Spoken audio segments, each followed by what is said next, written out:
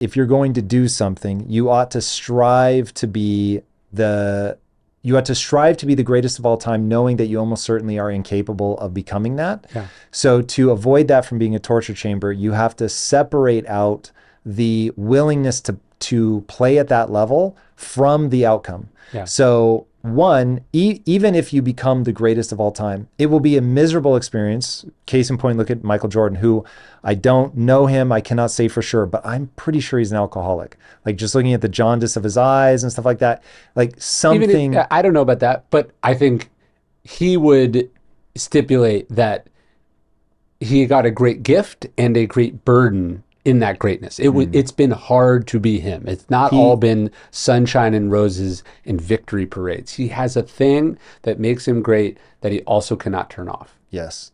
And what I think happens to people like that is they let their ability to love themselves, to like themselves, be tied up in the outcome. Yes. And so the one thing that I told myself, I learned very early on, the success can't be guaranteed, but the struggle can. Yeah. And so if I reward myself for playing all out, leaving it all out on the field, trying to make the most of my hand, playing this as well as humanly possible, 100xing my talents, knowing that I have different limitations, that I think of it from a biological standpoint. So I look at Elon Musk, the Emerald Mind, whatever, like he's just brilliant at understanding first principles thinking, engineering, et cetera, et cetera.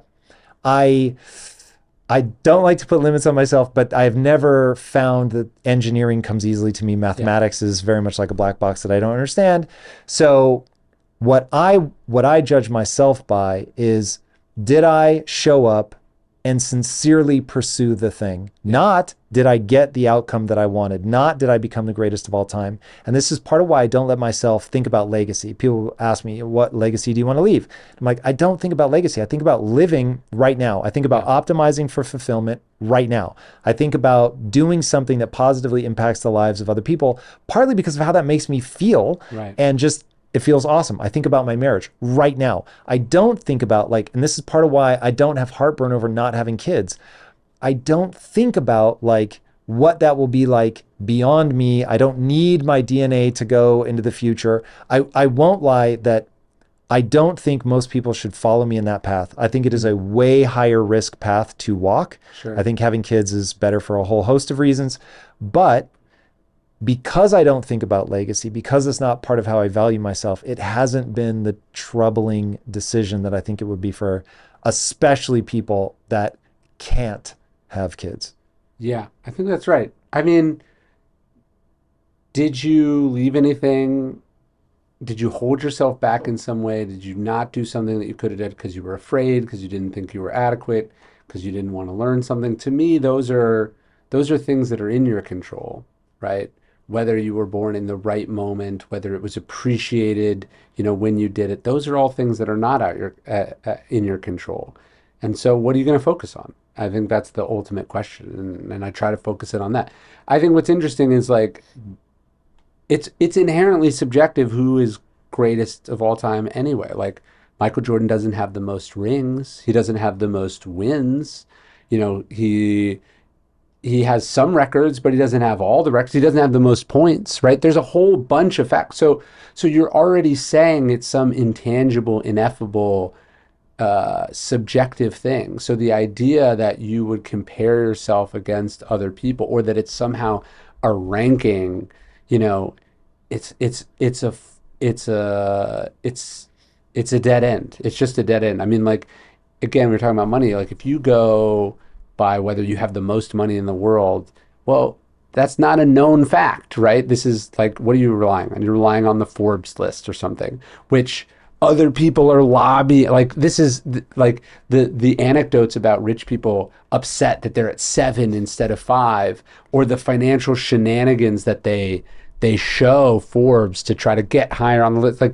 This is a very well-known thing. Just like my version of that is the bestseller list is not at all representative or a remotely accurate depiction of who is selling the best. Basically the Bible and Harry Potter. Yeah, and it's not even a reflection of who is selling the best over a long period of time. It's who's a reflection right now, which is irrelevant the second it happens. And so, deciding what metrics you use to measure whether you're succeeding at what you do is a really critical decision. And then the ability to, once you have made that decision, to tune out the things that are not part of that decision, to be kind to yourself in that regard, to not go, well, I know I said this is important, but I'm insecure because so and so has more. That's a recipe for misery. Why'd you have kids? If the point isn't to be remembered, if you know you can't enjoy your posthumous fame or the posthumous love of your children, Yeah. why make such a sacrifice? I don't necessarily see it as a sacrifice What? in the sense that like what it's cost me isn't that meaningful to me. Like I still get to do all the things that I like to do. Um, and I also get this wonderful experience that's opened me up in so many ways, that's challenged me to get better in so many ways, that's forced me to be responsible both to and for something. Um, I just haven't experienced any part of it, and this could change. I mean, my kids are young, but I haven't experienced any part of it that hasn't been a net positive. And the things that I lost were things that were not actually that important or I wasn't really doing anyway.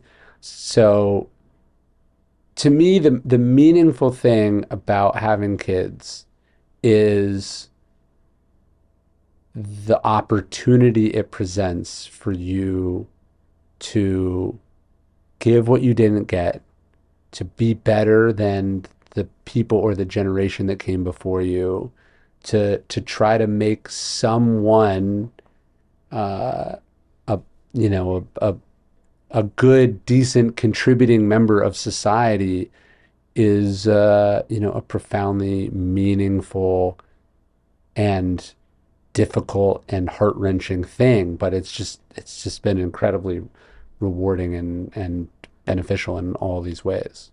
When you think about Stoic life or putting together a philosophy that's going to allow, because ultimately all of these philosophies are about the self.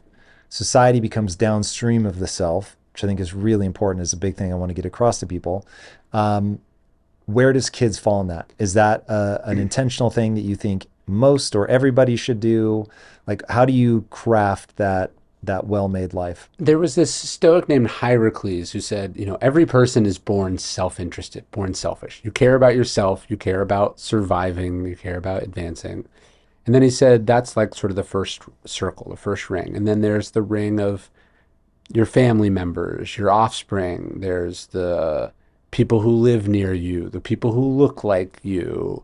There's your country, there's the continent you're on. There's these sort of concentric circles that get bigger and bigger. And he said the work of philosophy of life is about pulling these outer rings inward, right? About caring about and contributing to more and more as you go.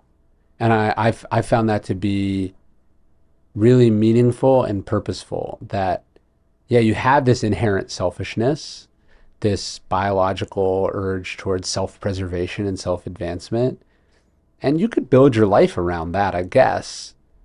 I don't think that works out super well. I don't think that gets you where you want to go. The decision to have kids or to be a there's many ways to sort of have a family, right? They don't have to be your biological children. They don't have to be children at all, right? But the decision to go like, these are my kin, and then to also expand the definition, to expand the circle outwards, to include more and more, to include animals, to include nature, to include unborn generations. That is the work of Stoicism, and that's where this key virtue of justice comes in. Like you owe something to those people, to that future. Um, that's kind of how I think about it. What do we owe them?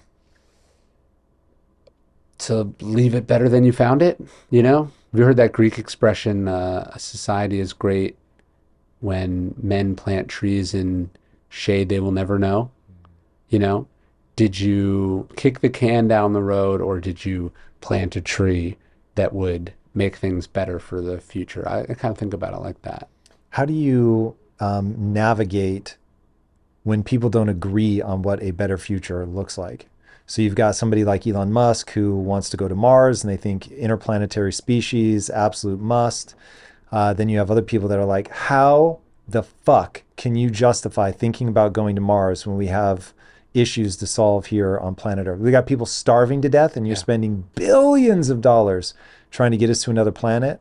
What the hell? I think one thing we have figured out, this is why we live in a free market capitalist system. It's the worst, best system, is that you need a portfolio theory. You need a lot of people working on what lights them up, on what they think the solution is, and that collective, distributed process or collaboration is the way that we have breakthroughs, the way that we solve problems. The top-down, singular person knows what's best for everyone. The central planning authority has solved it. Is has not worked well historically, right? And so if that's what he thinks he should be doing, that's what he should be doing, you know?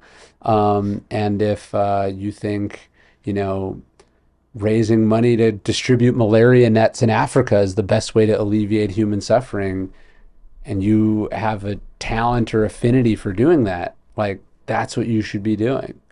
And I know what I feel like I should be doing, and I hope everyone can figure out what they think they should be doing. And that's what we need everyone to be doing. That's the only way you can screw up, is by doing the opposite of what you deep down know what you should be doing, or you don't do anything. You feel like you don't have a person. You know, you do. I There's believe a that. great quote along those lines. I forget who said this, but ask not what the world needs. Ask instead what makes you come alive, because what the world needs is more people who've come alive. That's right. I thank my students a lot in Impact Theory University with that line. Like, you know, I'm just so grateful that they come there to invest in themselves, that they're trying to find that thing that lights up their day, and that they spread that. If you like that clip, check out another powerful clip right here, and I'll see you there.